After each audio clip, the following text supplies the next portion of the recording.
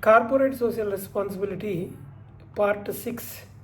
In this part 6, we are covering the activities that do not qualify as a CSR, Rule 2, Sub-Rule 1, Class D. So, what are the, or we will discuss in a FAQ format. Are all social welfare activities treated as a CSR? Answer is no. Because every social welfare activity does not qualify as a CSR. Only those activities that fall within the scope of section 135 are covered by schedule 7 and are not specifically excluded under the company's corporate social responsibility policy rules 2014 qualify as a CSR expenditure. So which provision specifies activities that do not qualify as a CSR? The exclusions are mainly provided under Rule 2, Sub-Rule 1, Class D of the company's Corporate Social Responsibility Policy Rules 2014 as amended. So, together, along with the rules, together with various MCA general circulars, and we can see even FAQs. Does an activity undertaken in the normal course of business qualify as a CSR? No. The activities undertaken in the normal course of business of the company are not considered as a CSR. I'll give you an example. A pharmaceutical company distributing medicine as a part of its business. This is not CSR. A construction company building houses for sale. Training institute conducting paid training programs. These are all business activities, not CSR. So during COVID-19 period, so the government provided a temporary relaxation for certain research and development activities relating to vaccination and medicines. That relaxation was time bound and does not apply generally and all times. Can activities benefiting only employees be treated as a CSR? No. Activities that benefit only to the employees of the company and their families do not qualify as a CSR. Examples include employee welfare programs, no. And staff recreation facilities, no. Employee medical insurance, no. Holiday packages, no. Self canteens, no. And employee scholarships, it will not cover.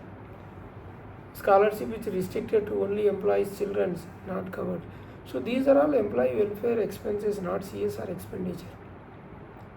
If project benefits both employees and the public, can it qualify as a CSR?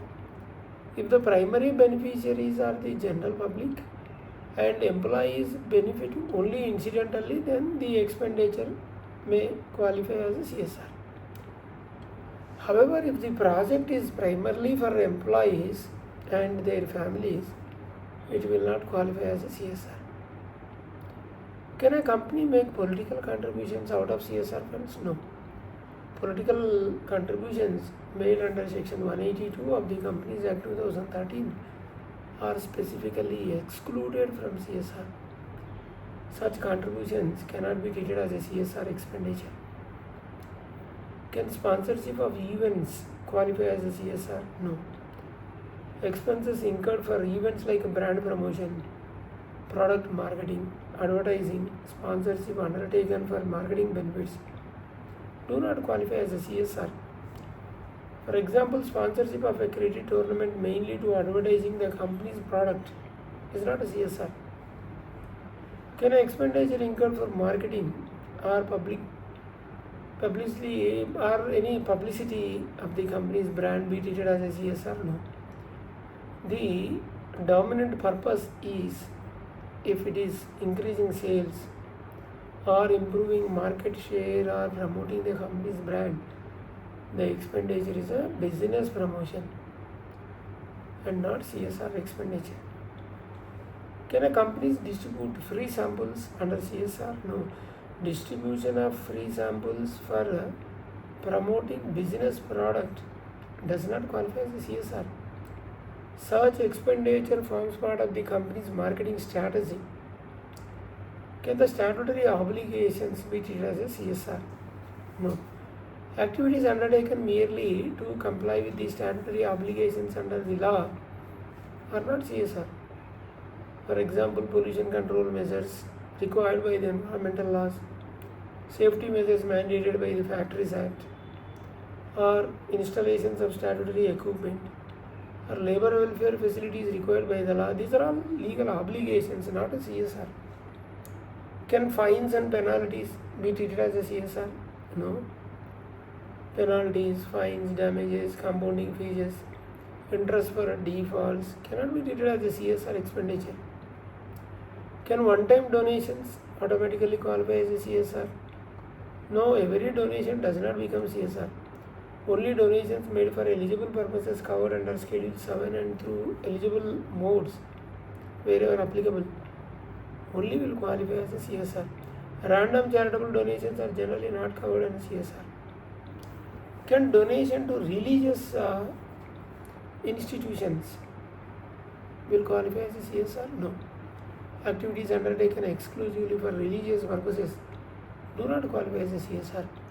Example like contributions to temples, mosques, church, or any gurudwara solely for religious worships or religious ceremonies, religious festivals conducted exclusively for religious purposes. However, if an institution carries out charitable activities such as education or healthcare that fall within Schedule 7, those activities may qualify subject to CSR rules. Can the CSR funds be spent outside India? No. CSR activities should ordinarily be undertaken within India. However, training of Indian sports personnel representing in India at national or international level is treated separately under CSR rules. Can contribution to political parties through trusts be treated as a CSR? No. Whether directly or indirectly, political contribution do not qualify as a CSR. Can expenses incurred exclusively for shareholders qualify as a CSR? If any shareholders spending, contributing activities intended only for the benefit of the stakeholders, benefit of the shareholders, or promoters, or directors do not qualify. CSR should benefit society at large, not shareholders and directors and promoters. Can employee volunteer time be counted as a CSR expenditure? No. The value of the employee time or salary paid during volunteering cannot be ordinarily be counted as a CSR expenditure. However, direct project cost that qualify under the CSR rules may be eligible subject to prescribed limits, conditions. Can administrative expenses be treated as a CSR? Only a limited extent administrative overheads directly relating to CSR may be included subject to the limits prescribed under the CSR rules. General administrative expenses unrelated to CSR are not eligible. Can excess publicity expenditure is included in CSR? Answer is no. Reasonable communication relating to CSR projects may be permissible. However, publicity undertaken mainly for the brand promotion or commercial advantage is not a CSR. Can a company treat customer welfare schemes as a CSR? No.